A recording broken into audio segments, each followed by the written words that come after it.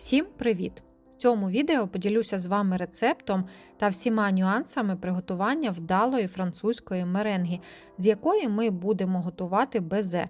Хоча така меренга підійде і в якості глазурі, та навіть для приготування меренгових рулетів чи тортів.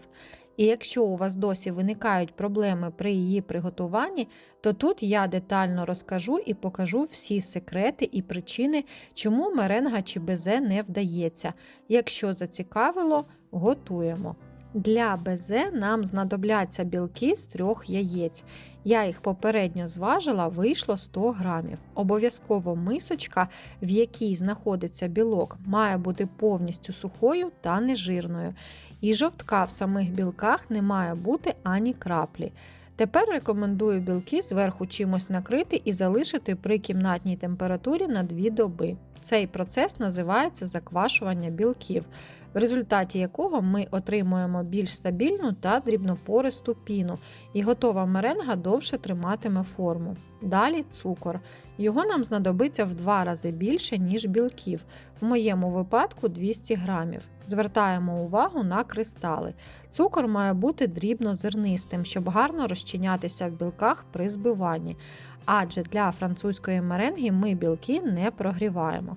Якщо такого цукру немає, то рекомендую попередньо його змолоти в блендері або, як варіант, замінити на цукрову пудру.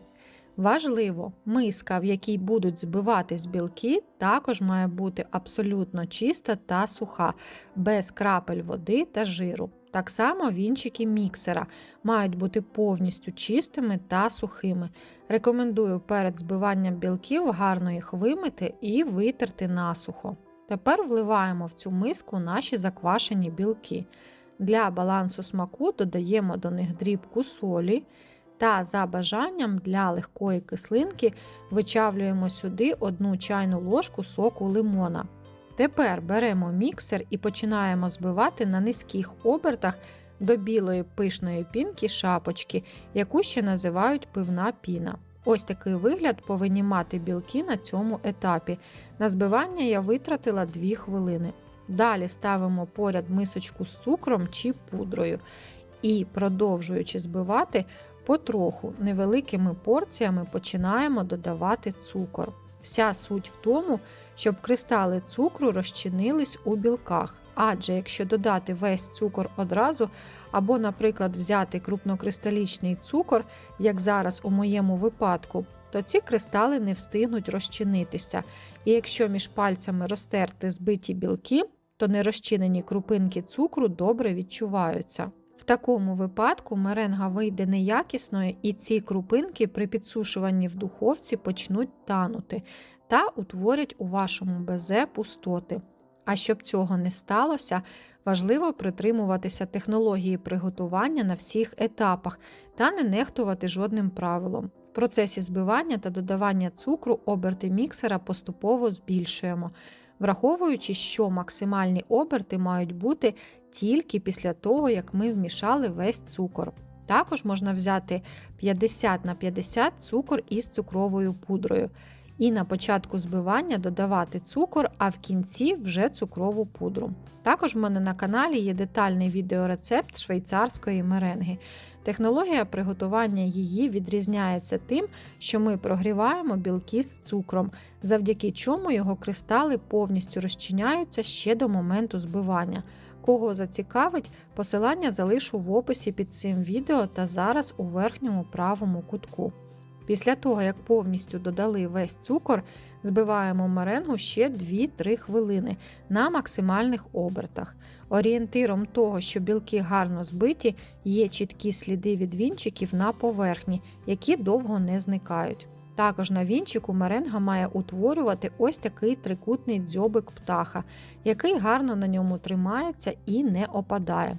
Ще один спосіб – це просто перевернути мисочку з меренгою догори дном. Весь вміст має залишитись всередині. Якщо плануєте робити з меренги безе, то заздалегідь потрібно підготувати кондитерський мішок і насадку. Я використовую насадку під номером 6Б з отвором 10 мм.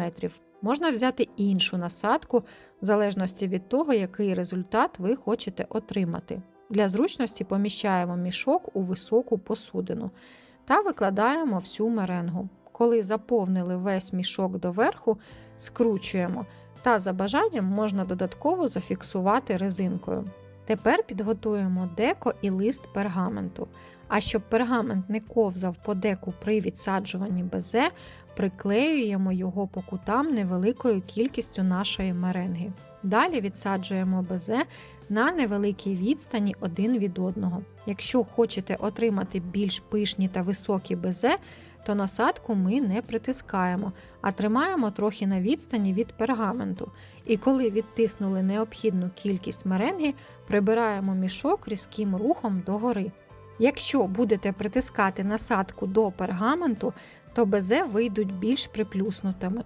А взагалі таку меренгу можна використовувати не тільки для приготування безе, а й для інших солодких десертів, наприклад, тістечок Павлова, меренгового рулета, на який залишу посилання під відео та зараз на екрані, та тортів і хрустких прослойок до них. З такої кількості білків виходить ціле деко безе. Ставимо їх сушитися у духовку при 90-100 градусах, режим конвекція. Якщо немає, тоді верх-низ на годину-півтори. Якщо безе більшого розміру, то можливо їм знадобиться більше часу на підсушування. Орієнтиром буде легкий кремовий відтінок та досить легке відставання безе від пергаменту. Тепер залишається дати їм охолонути та стабілізуватися, і можна куштувати чи використовувати для різноманітних десертів. Особисто для мене безе – це вже повноцінний десерт, хрусткий та повітряний, зі злегка тягучою серединкою. Сподіваюся, у своєму відео я досить зрозуміло спробувала все показати і пояснити. Тому, впевнена, ваша меренга та безе 100% вийдуть вдалими. А якщо раптом не вийдуть, задавайте питання в коментарях, я з радістю на них відповім. Буду вдячна вашим вподобайкам під цим відео і, звичайно, підписуйтесь. Тут вас чекає ще багато смачних рецептів. Готуйте з душею та любов'ю, і всі ваші страви завжди будуть неперевершеними. До зустрічі!